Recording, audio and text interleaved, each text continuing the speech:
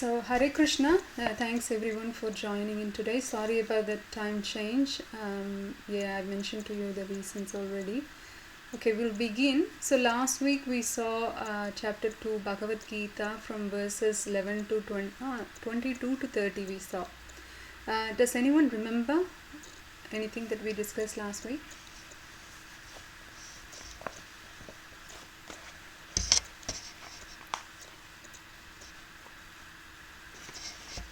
Okay. So no one remembers anything? Okay, alright. We'll just begin. So chapter 2 Bhagavad Gita is the contents of the Gita summarized. So its total summum bonum of the entire Bhagavad Gita is given in the condensed form. So you will have a glimpse of everything: Jnana Yoga, Karma Kanda, Bhakti Yoga, Karma Yoga. Sometimes Buddhi Yoga also given. Buddhi Yoga is given the context. It is also called Bhakti Yoga or sometimes Karma Yoga. Given that yoga connects us to the Supreme Lord through any activities, and we are not reaping, or we are not interested to reap any results. We offer the results to Krishna. So that is Bhakti Yoga. And when you do that in Buddhi Yoga, Karma Yoga, it's all comes under the same umbrella. It is all right. We can call it all same, which we have not discussed so far. We only discussed Jnana Yoga so far. And chapter 2 verses 1 to 10, Arjuna will continue to lament, and then chapter 2 verse number 7, he surrenders to Krishna. When he surrenders to Krishna, then Krishna accepts the role of a guru and then start to chastise Arjuna and gives instruction to Arjuna to fight. And he gives the reason, or he refutes all arguments presented by Arjuna about why he doesn't want to fight. So Krishna will give all the reasons why he should fight based on the theory of or practicality of Jnana Yoga, Karma Kanda, Buddhi Yoga, Bhakti Yoga, and Ashtanga Yoga. Everything, not Ashtanga Yoga as such, but other yogas, all the other yogas Krishna will tell and ask Arjuna to fight. And next 11 to 30 verses we saw already, that is Jnana Yoga. So we saw Atma Jnana, how soul and difference between the soul and the matter, the body, and other related things like how soul is indestructible, where body is not so. So we discussed all of that. And next section we are going to see verses 31 to 38 Karma Kanda. So Karma Kanda, here you know how we have been seeing there are two kinds of dharma. One is Sanatana Dharma and other one is Swadharma or Varnashram Dharma. So Varnashram Dharma means based on our Varnas and Ashram we will do our occupational duty or prescribed duty. For example, Brahmanas will have to do Brahmanical duties, which is simply by living by begging. And also the Brahmanas would give Vedic knowledge, impart Vedic knowledge to the society, and give counseling and consultation to the Kshatriyas for free. So they don't take any money, Brahmanas. Kings though, they will give in charity, like cows or things like for Brahmanas to conduct yoga, yagyas. For that they need ghee, so cows will be given in charity by the kings, and that one Brahmanas will accept. So Brahmanas, Kshatriyas, and then Vaishyas, there are trader class, mercantiles, and then next one is Shudras, there are laborer class, which we already discussed it, and we will discuss about these sections more in future chapters. So when one does liberated activities, then they are in Sanatana Dharma, then they are doing Sanatana Dharma. Sanatana means eternal. Dharma means one's occupational duty or one's duty, prescribed duty. So the Jiva's prescribed duty is given as Sanatana Dharma, which is Jivera Swarupa Hoy Krishnera Nityadas. Whereas Jiva, when it is in the conditioned state, when it is in the material body, then we have to, you know how they say, there is a saying, when you are in the country Rome, you have to act like a Roman. So which is natural, right? We are in the material body. When we are in the human body, we need to act like human, not like we are acting. We are naturally, whatever we are doing, it resembles that we are in this human body, correct? So that is swadharma, that is varnashram dharma or swadharma. So that is material duty. So we all have both sanatana dharma, eternal duty, and material duty. Because we are in the conditioned state, we have to perform material duty. Nevertheless, we also need to do sanatana dharma, liberated activity. That means simply that is why we will study buddhi yoga so very soon. So we will study that how you can use your buddhi or intelligence and do activity, but you are actually doing it for the pleasure of Krishna, right? Then it becomes liberated activity. Even though the activity looks the same in the material dharma or Sanatana Dharma, but it becomes Sanatana Dharma just because of the consciousness. So consciousness is important. It's more important than actually your action itself. Okay. So we'll start with verse number 31. So we are going to study Karma Kanda, that is Varnashram Dharma. Based on Varnashram Dharma, Arjuna will be given instruction by Krishna that he should fight. So Arjuna's argument, if you remember, he was saying in the chapter 1 that I will not enjoy the kingdom, Krishna, even if I win the battle, because there will be no one to enjoy with. There is no enjoyment. So I will lose the enjoyment by actually winning the battlefield. So that was his argument. So now Krishna is going to give the answers.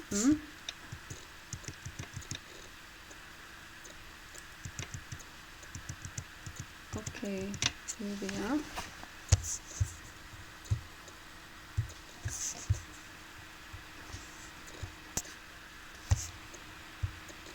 So we'll go to chapter 2, verse number 31.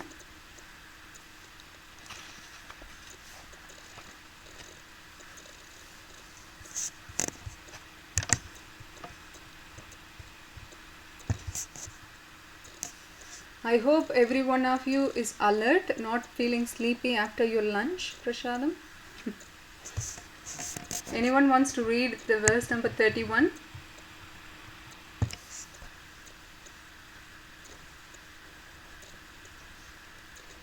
Hello, knock knock. Anyone there? Arjuna's prescribed duty. Oh, sorry. I'm not sharing the proper screen. 1 second, I will share the screen.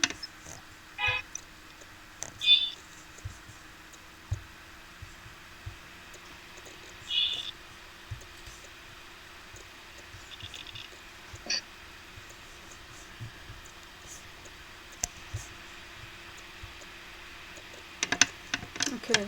So let me know if you can read it. See it. Verse number 31, Bhagavad Gita, vedabase.io. Yes, Mataji. Only the translation, is it? Yeah, you can try the Sanskrit sloka also if you can. Okay. Swadharmam api chavekshya na vikampitum arhasi dharmyad adhi yuddhash kshetryo nyat kshatriyasa na vidyate. Okay, very nice. Translation. Yep. Considering your specific duty as a Kshatriya, you should know that there is no better engagement for you than fighting on religious principles, and so there is no need for hesitation. Okay, very nice. So Arjuna, now Krishna is telling, you are a Kshatriya, and for you, what else you can do except Kshatriya duty? Kshatriya dharma is to fight. So you have to fight. So Kshatriya means the word coming from Shat and Trayate. So Prabhupada gives in the Tarpat. Shat means harm. Okay. And Kshatriya Trayate, the second word Trayate becomes Triya. So Trayate means to give protection. So the Kshatriya means itself literally means one who gives protection from any harm done to the prajas. So that is the main purpose of being a king or the so-called ministers and kshatriyas. So their job is to protect the kingdom and the prajas, okay, including animals, including birds and trees and everything. So we already discussed about what is Swadharma and what is Varanashram Dharma. That is, Swadharma is Varanashram Dharma. We already discussed the differences, and also the Sanatana Dharma also we discussed. Yeah. So next we move on to verse number 32. Yadra chaya chopapannam swargadwaram apavritam sukinaha kshatriyaha partha labante yuddham idrisham. See, for Kshatriya, I'll just read the translation. O Partha, happy are the Kshatriyas to whom such fighting opportunities come unsought, opening for them the doors of the heavenly planets. I believe we discussed one analogy. See, when devotees are invited for some Janmashtami festival or Govardhan festival, what they do, they will be very much happy, and they just wanted to go and enjoy in the festivities, and they get the festival mood, and they prepare boha and offer to the Lord in the temple. So they just become so happy in doing that. So when they receive invitation, that's how they express their emotions towards the upcoming festival. Correct. Similarly, when Kshatriyas are invited for fighting, they become very happy because that is their job. Their job is to fight. Therefore, they become very happy and they just go and fight. So you don't have to invite this Kshatriya, that Kshatriya particularly. As long as the battle is, it is, how do you say, advertised or something.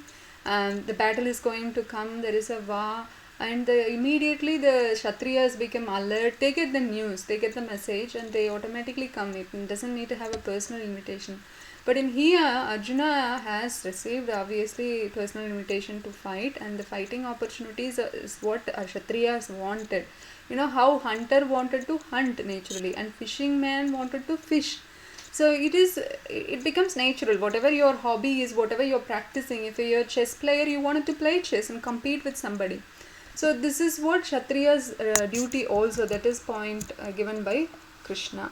And Parasara Muni, he is the father of Srila Vyasadev, he says that Kshatriyo hi prajarakshan shastra pani pradandayan nirjitya para sainyadi shittim dharmena palayat. So this is where I'm reading.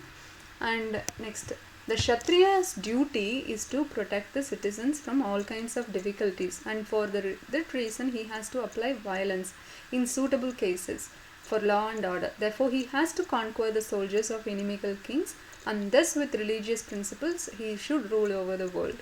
So obviously Arjuna has to protect the citizens because Duryodhana and his parties are taking adharmic path.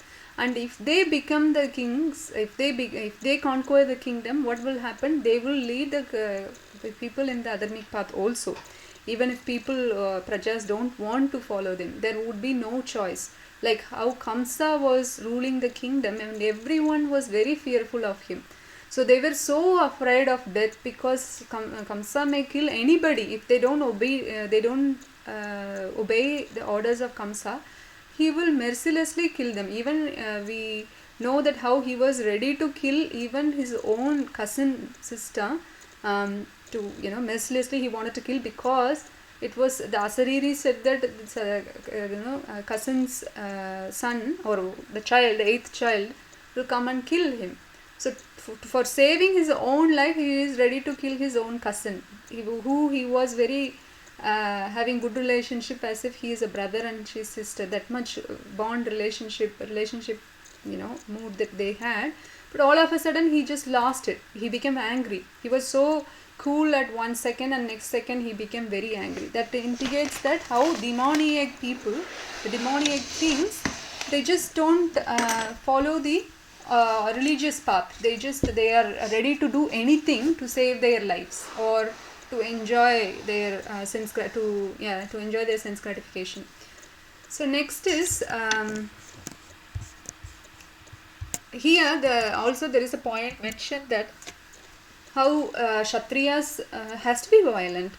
Diplomatically sometimes they can be non-violent, but naturally and generally speaking They have to be violent. How Brahmanas has to be non-violent, they can never be violent. But given the position, for example, Vishwamitra Muni was Kshatriya, born Kshatriya, but he became a Brahma Rishi. Okay, so he became a Brahmana. So then his qualities, his activities go differently, correct? Depending on what you're doing, what is the purpose, everything, you will act accordingly. So Arjuna, for him to become a Brahmana is not correct. Okay, given the situation is getting worse, he has to fight, get up and fight. And other thing, it is said that another verse, it is said that when the Kshatriyas who come and engage themselves in the battlefield, in the war, and if they die, they will be promoted to the heavenly planets. Okay, because they are following the Varnashram Dharma, that is Karma Kanda, so they have a right, they have right to go to heavenly planet. Automatically they will go because they died in the battlefield for the sake of the citizens. Okay, and whether you are in the opposite party or in the good party or bad party, doesn't matter. You will be elevated to the heavenly planet because you died in the battlefield. Whereas if you don't die and if you conquer the battle, then what is the problem? You can enjoy the kingdom, correct? So if you die in the battle, you go to heavenly planets, and if you conquer the battle, you are going to enjoy the battle, right? You are going to protect the prajas. Okay, even if you don't want to enjoy, at least you are going to protect the prajas. So either way, you have to fight, Arjuna. So that's the point. Next verse. Can anyone read?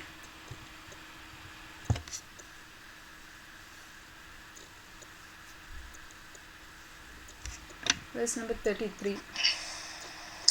I can try, Mataji. Yeah, I'm not sure on the shloka. No, it's okay. Please try. Atachatvam imam dharmyam sangramam na kariyasi tata swadharmanam kirtanam cha hitva papam avapyasi. Yeah. Okay. Translation: if, however, you do not perform your religious duty of fighting, then you will certainly incur sins for neglecting your duties and thus lose your reputation as a fighter. Correct. So we discussed it, how if he performs his duty, he will get, he either he dies or lives, doesn't matter. Either way, there is a benefit. What happens when you do not do that? What are the consequences? Because you are not doing Kshatriya Dharma, you are not following your own Dharma. That means what happens? If you don't do your duty, you will incur sins for neglecting your duty. If a father doesn't take care of the child, he will have karmic reaction because he did not do his duty, right? The same thing with the mother. So we all have duty to perform, to take care of our family members. As a wife has to be chaste to the husband and vice versa, and husband has to protect the wife. These are the dharma, pati dharma, stri dharma, kula dharma, kshatriya dharma. So many dharmas, and we have to follow. If we don't follow, Krishna is giving the consequences. Okay, you need to know, Arjuna.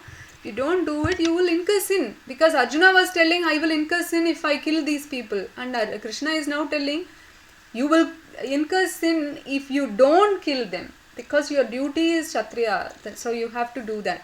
Okay.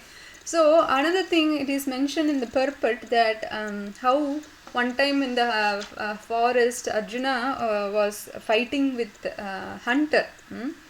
And then that was Lord Shiva in disguise. And finally he won.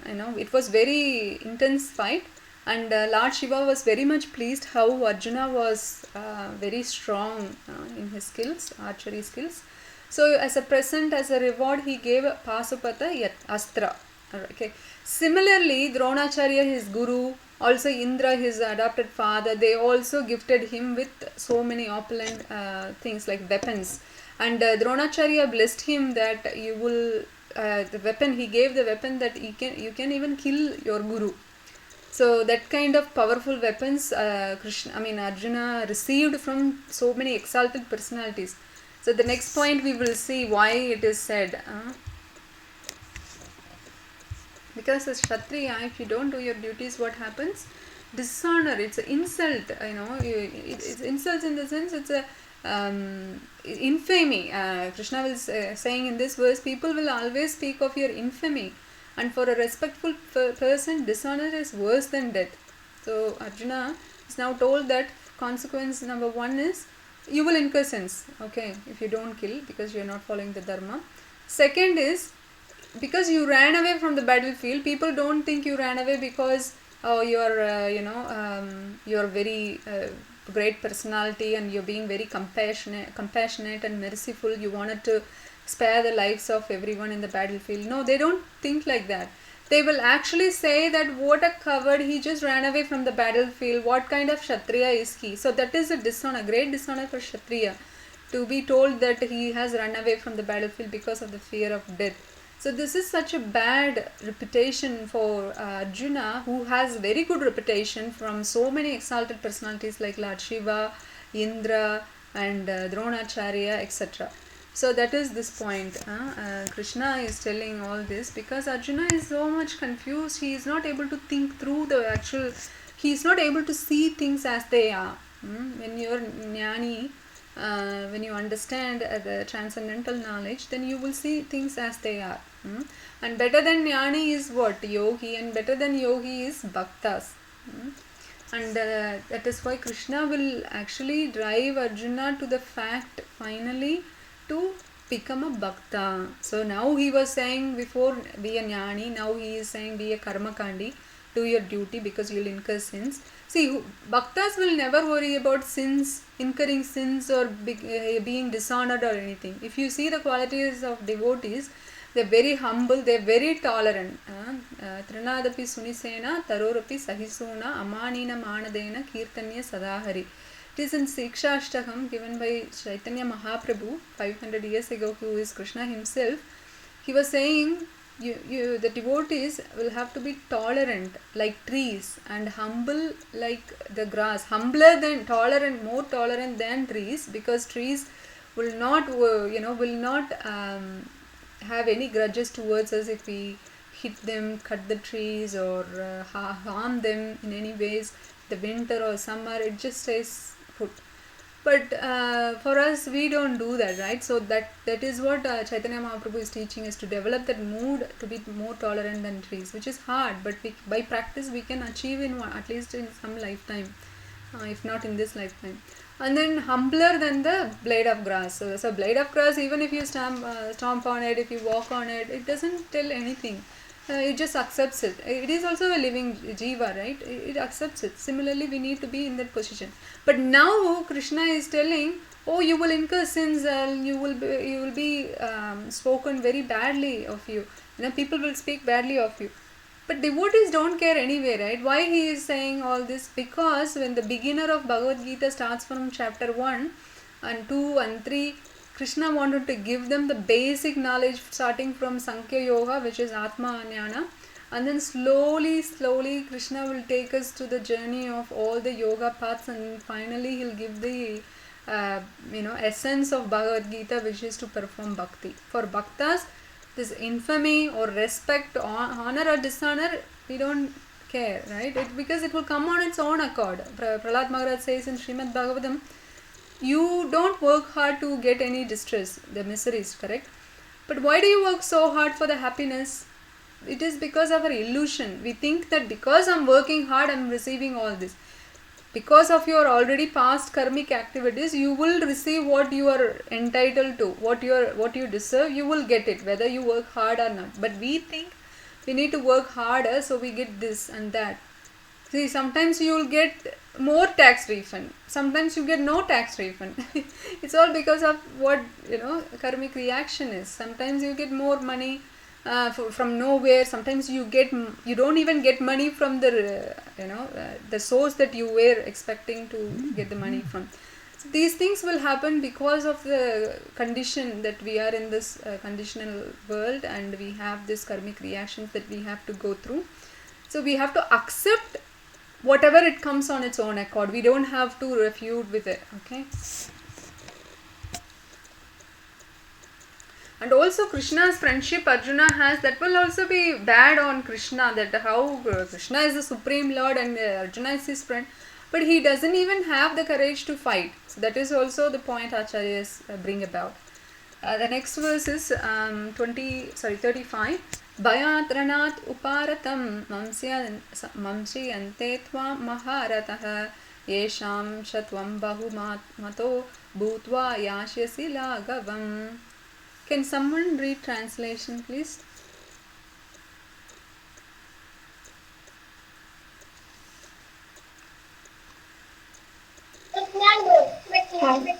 The great rulers who have highly esteemed your name and fame will think that you have left the battlefield out of fear only, and thus they will consider you insignificant. Yes, like Drona, not Drona as such. Even Drona will also say, like, you are my great student, and now you're, running away from the battlefield. Karna will make more jokes about him, correct? So they never think that it is because of his compassion. That the true, the real fact is Arjuna was very compassionate and soft-hearted, like we studied in chapter 1. That is why he has this kind heart and compassionate towards all the jivas in the battlefield. He doesn't want to see all these millions and millions of soldiers dying in the battlefield. But people don't think that way, how Arjuna is saying. And verse number 36. Avachyavadam sa bahun vadishyanti tava hitaha nindantastava samartyam tato dukkataram nukim. Can someone read the translation, please? Manju, are you able to read it?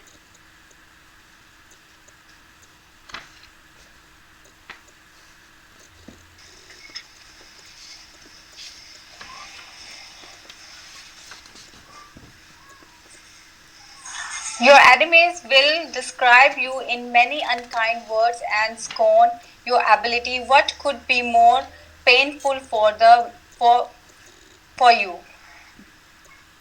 Yes. It is more painful to hear someone talking bad about us, right?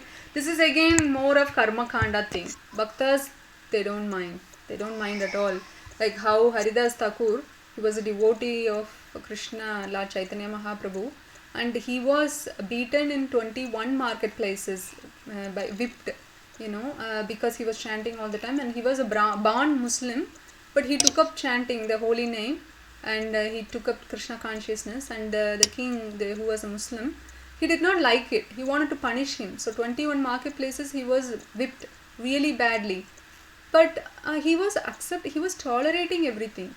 And of course we won't be able to do that, right? It was an insult, it was an infamy, and it is bodily pain and mental pain also, emotional pain also for Haridas Thakur. But he did not think at all this way how I just mentioned. He accepted everything as the Lord's will. See, without Lord's sanction nothing can come to us. Okay, as long as we have surrendered to the Lord, whatever that comes to us, that is because of Lord sanctioning it. Everything is sanctioned by Lord. No difference, okay? But the main difference is that for devotees who had taken full shelter of Krishna makes sure he makes sure that to give what is best for us. But for non-devotees, he will give what they deserve, whether that is good or bad. Whatever they deserve, that is what the devotees will, non-devotees will get. But devotees, they will get everything choicest reactions, or whatever the benedictions or suffering, whatever it is. Sometimes we see devotees are suffering so badly. We think how Krishna is so so cruel that he is making a devotee to suffer. But the truth is, to glorify the devotee in front of everyone, to the public, to the people, he wanted to show how glorious the devotee is. Like Bhishma Dev was attacked by Arjuna. All the arrows was piercing his body, and he was a great devotee of the Lord. But Bhishma was in the side of Duryodhana, correct, Kauravas, not in the side of Pandavas. So people might think Bhishma is not a devotee of Krishna and he is not a nice guy because he is in the side of Kauravas. But Krishna wanted to make sure that is not correct. Because of the situation he has to be in that Kauravas, because he promised, Bhishma promised, whoever ruling the kingdom, I will be with them to support them. So who would have thought that this Duryodhana parties would come and rule? He thought that anyway Pandu's son only will come and rule. For that, even before even Pandava's son were born, Pandu he wanted to support, because Pandu was always following the right path.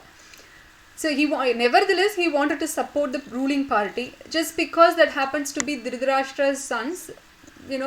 It looked like he was in the wrong side. It was true, but he was a devotee also, and he was always in smaranam, that is remembering the Lord. So that is why at the deathbed of his arrows piercing his body and the blood is pouring from his body, and he was giving dharmic instruction and bhakti instructions to Yudhishthira Maharaj, and he was glorifying Krishna also in that situation. Now when we get hurt by even a pricked by a thorn, right? If we are just pricked by a thorn, what we'll do? Ouchie. We do all kind of actions, right? We don't give any instruction. We don't sit and give any instructions. We just, we just get that out, try to get that out, and we just become angry that we are very painful. This is us, but at least it's me. But Bhishma, how he was responding is purely because of his Dhira, the Dhira stage, Dhira or Samadhi stage, that is full fixed in consciousness, Vivasai Atmika Buddhi, one, fixed, one state of mind. Not like I'm thinking about what to cook when I'm chanting, what to cook, maybe what should I do tomorrow, should I go to the shop? No, maybe not, I'll send someone else to go to the shop. So we tend to think all these things when we are chanting. But when we are not chanting, we don't think anything. We are just going cool and only focusing on that thing. But when we are chanting, we get hundreds and thousands of thoughts.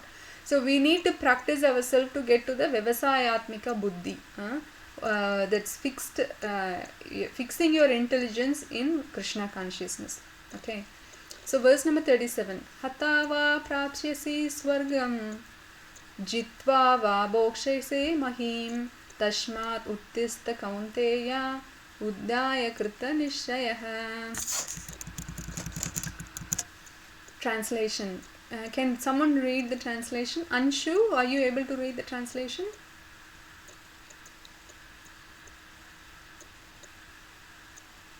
Yes, Mataji. So only the translation, right? Yes, please. O son of Kunti, either you will killed on the battlefield and attain the heavenly planets, or you will conquer and enjoy the earthly kingdom. Therefore, get up with determination and fight. Correct. We discussed this already. Whether you are winning the battlefield or losing the battlefield and get killed, doesn't matter. Either way, there is a benefit. If you are killed, all the Kshatriyas who die in the battlefield will go to heavenly planets, because that is how it works. The karmic reaction, that's how it works as per dharma. Or if you conquer the world, you can enjoy the kingdom and you can take care of the prajas, which is simple also. Okay. Either case, fight Arjuna. That is the point Krishna is making.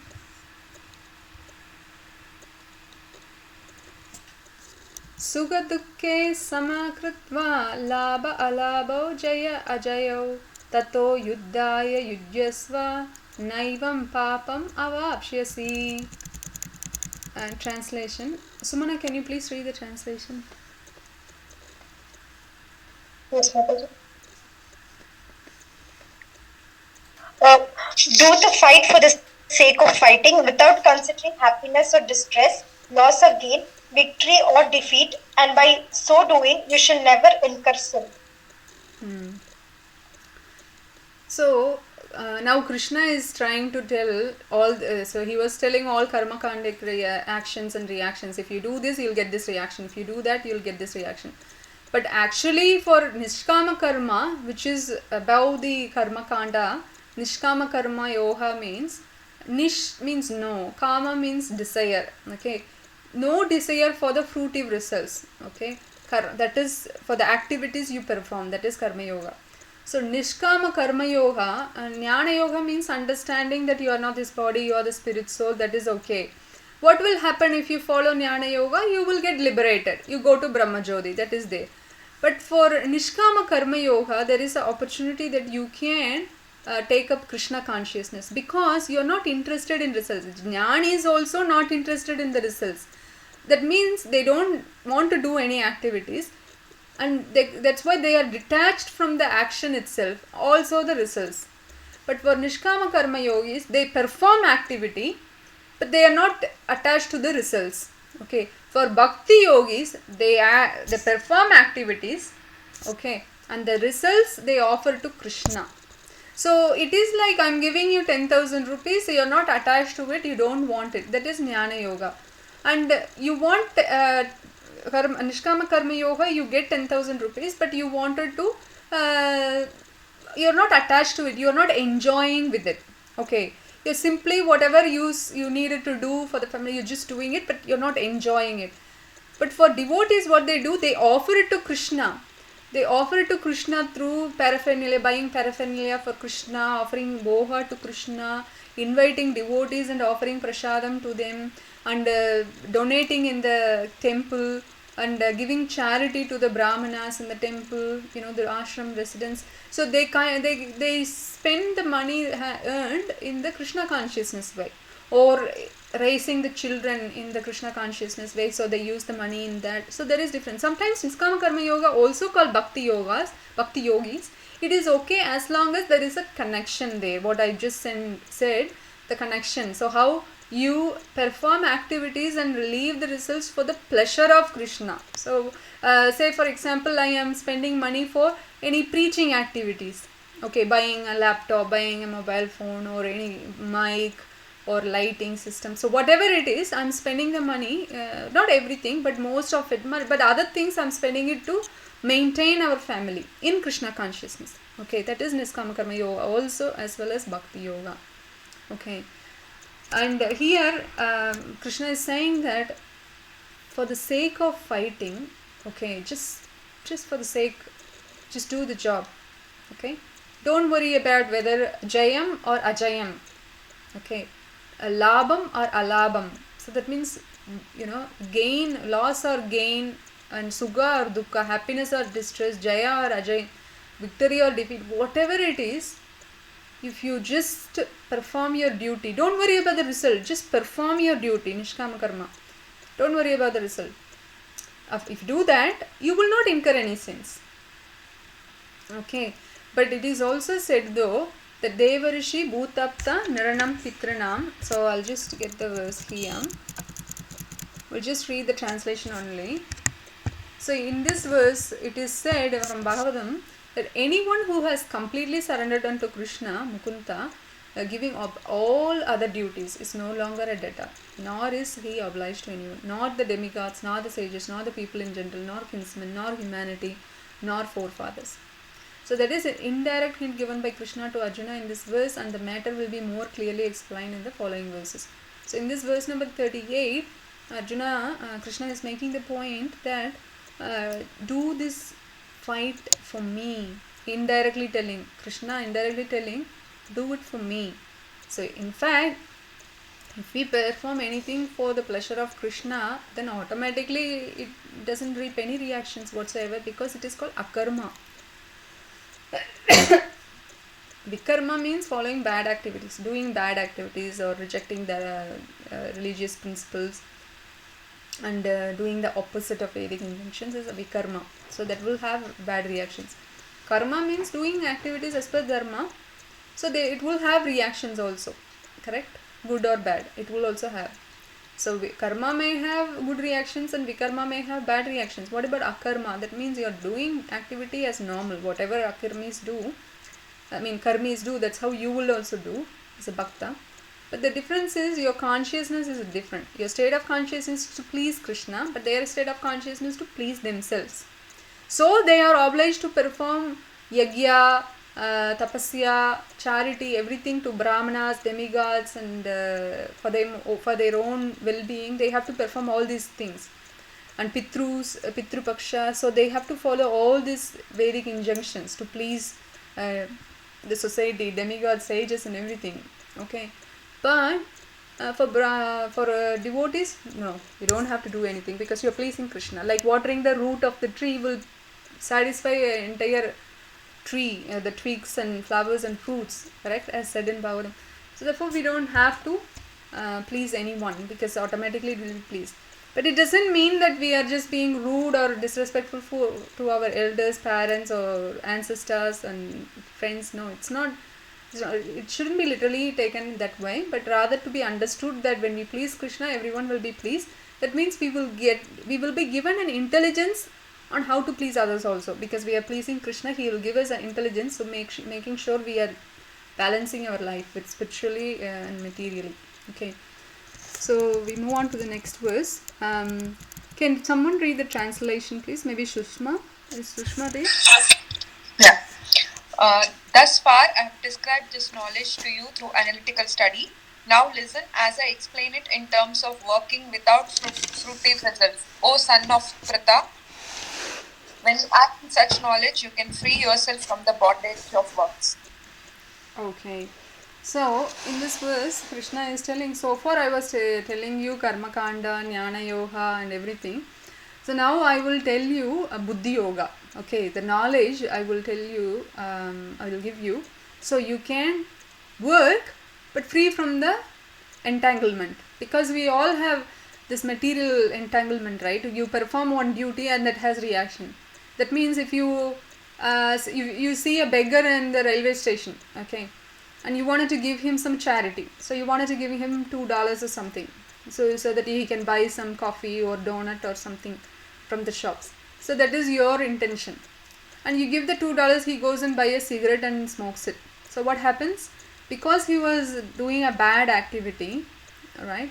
So maybe he buys some alcohol or something. $2, I don't think you will get alcohol, but beer or whatever. And he behaves in a bad way because of the intoxication he had in his body. He behaves badly towards his woman or something. So that woman, maybe he hurt the woman, maybe abused the woman physically or verbally, and she became very emotionally sad. So she had some problem because of the guy, how he acted towards this woman. Now if you think about it, the whole picture, that is how the law of nature, law of karma will look at. For you gave $2 and you left the place and you forget about it at all. But actually there is problem happened just because of your $2 or $5, whatever charity you gave.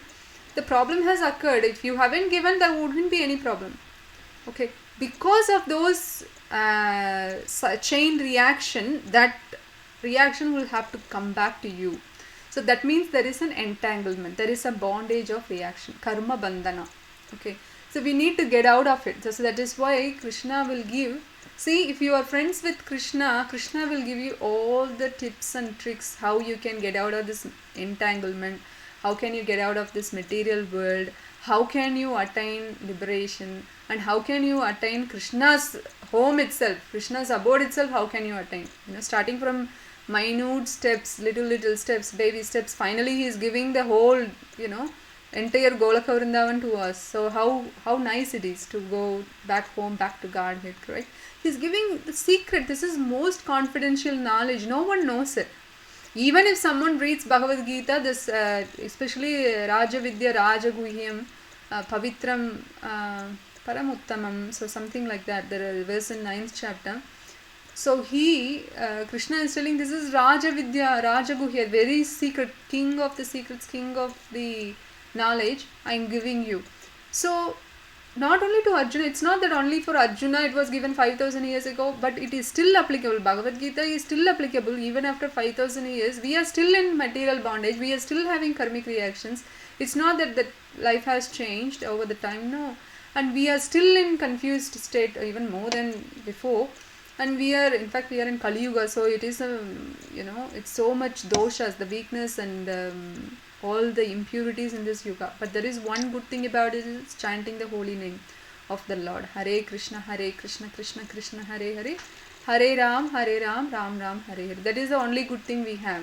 And of course Bhagavad Gita and Bhagavatam.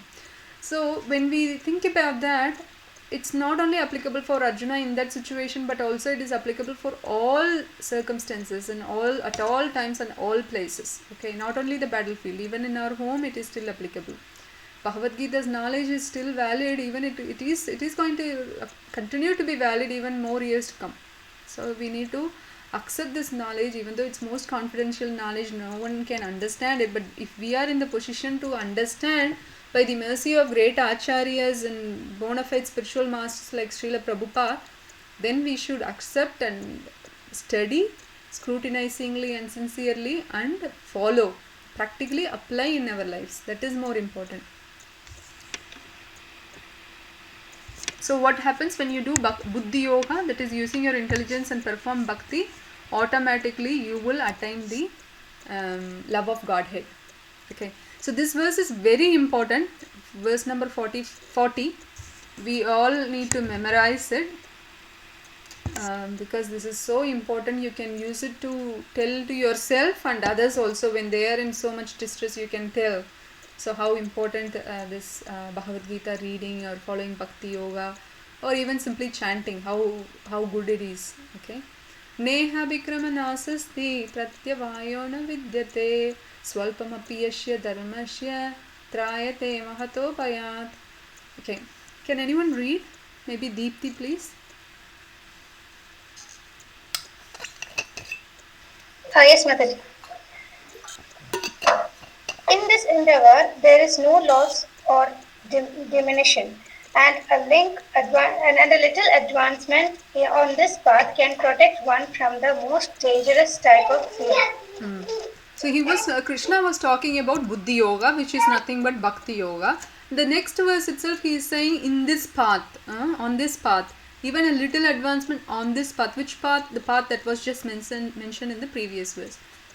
What will happen if you perform bhakti, even though we haven't perfected our life in the bhakti path, still we have taken very little baby step. Although it is only baby step, what happens? It will protect you from the most dangerous type of fear. So what is the most dangerous type of fear anyone could have? Can anyone answer? Generally, what type of fear is the most dangerous in the material world? Mataji, death. Correct, yes. Death. Yes. Death is the most dangerous fear everyone has. Or either it is death of our own self or death of our loved ones. Someone say, I don't care about my death, I'm ready to die anytime. But what happens to their loved ones? If something happens to their loved ones, they can't handle the situation, because that is why we are called conditioned souls, correct? We are not liberated souls to accept everything as it is. We don't see things as they are, as as transcendentalists see, we don't see it. So Krishna is saying, what happens, say for example you are chanting one round daily and you will be reaping the results. So someone might have performed bhakti in the previous life and they were chanting one round daily, and what happens in the next life, somehow or other some representatives of the Lord will approach this person who was chanting in the previous life and will revive their consciousness, give them the remembrance by telling them to chant, and that person will be attracted to it. You can tell hundreds and thousands of people. Manushyanam sahasreshu. Thousands of people you can tell, but only 1 in thousands might get interested, and then out of that 1 in thousands might start practicing, and then 1 in 1,000 may perfect their life. Perfecting their life means what? Achieving the love of Godhead, loving Krishna. So just loving Krishna, it is perfection.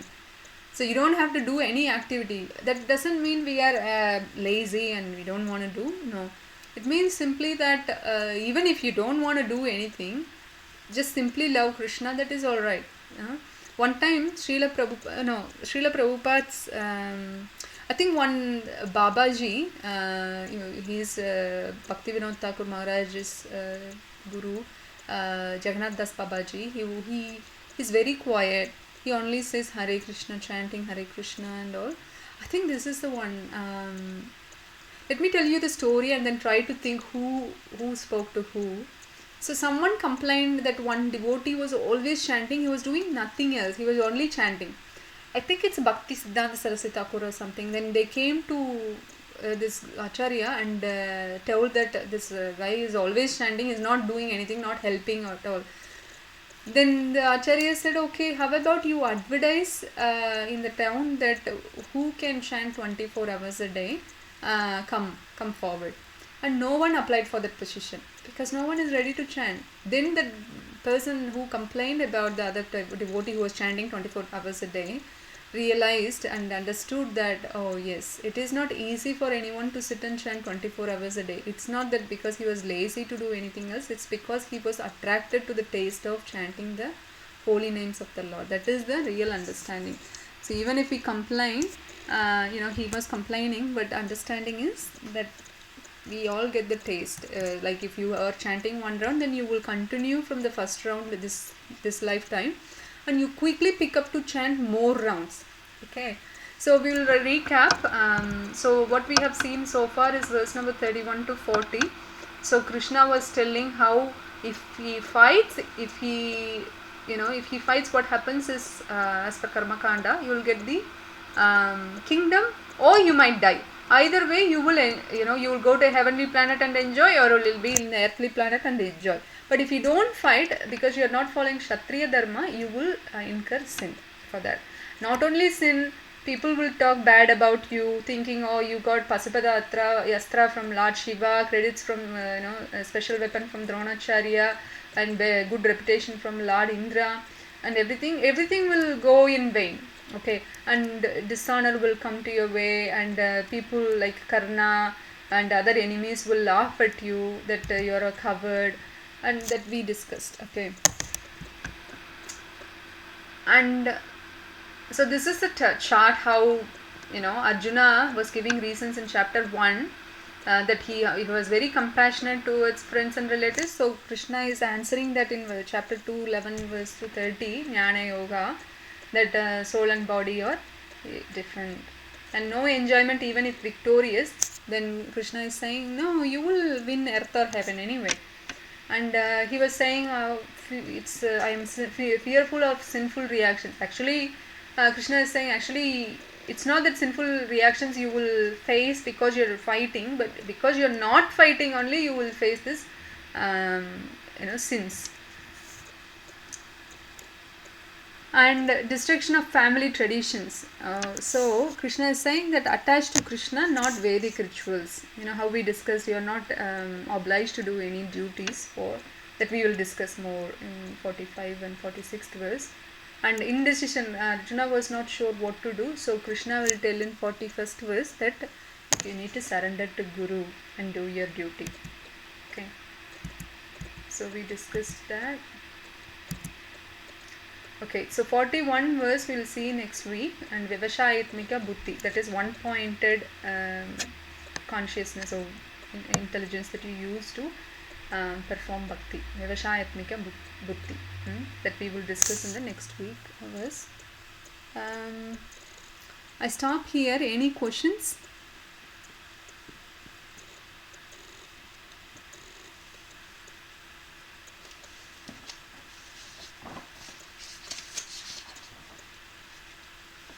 Mataji, I want to understand a little bit about Pitra Paksha as it is going on.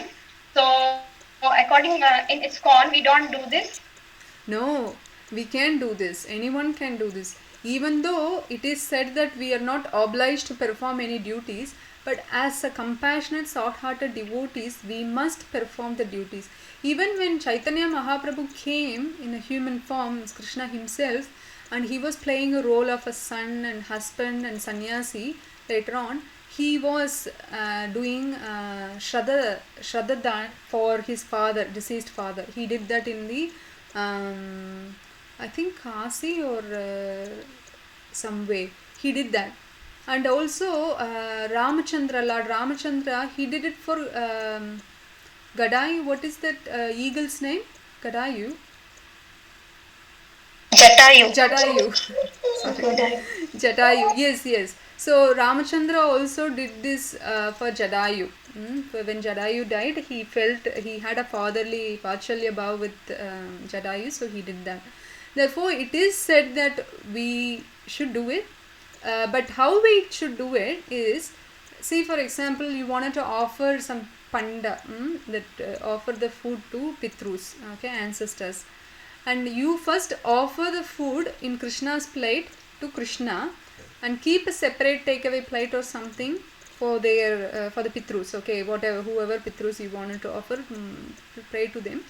Offer both of them to Krishna. Now it has become prasadam. So the one plate, Krishna's plate, you put the prasadam in your own food and for the house, which how you would normally do. But the takeaway plate, little cups that you have, you actually put it outside for the creatures. 5 type of creatures can come and eat it, like dogs or birds and worms, insects, like that. They are allowed to eat it and leave it for them. Make sure no humans eat that. Okay.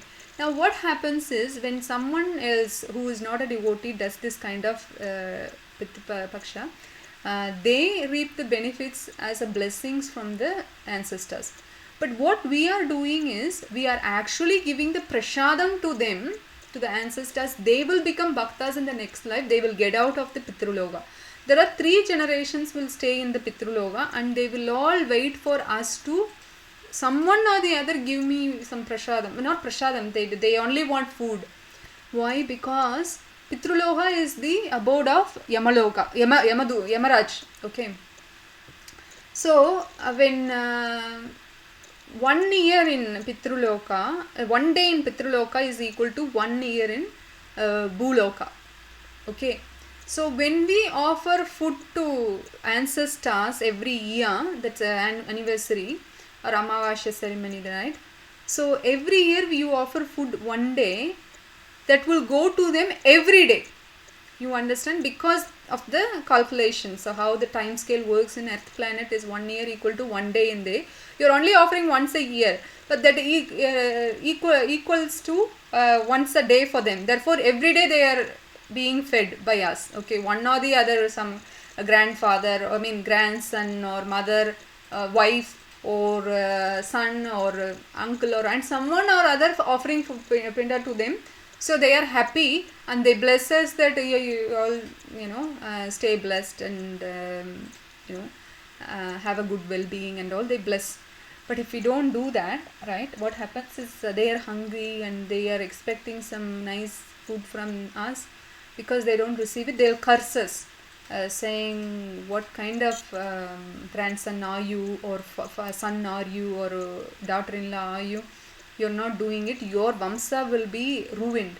That is why some families are going through difficulties, that even in my case, I was told, my husband and I, when we were trying to have a child, we were told by his priest and my family priest, his family priest mainly said that we have a curse from ancestors, Pitru Shaba. So because of that, you won't conceive a child until you do the yagya.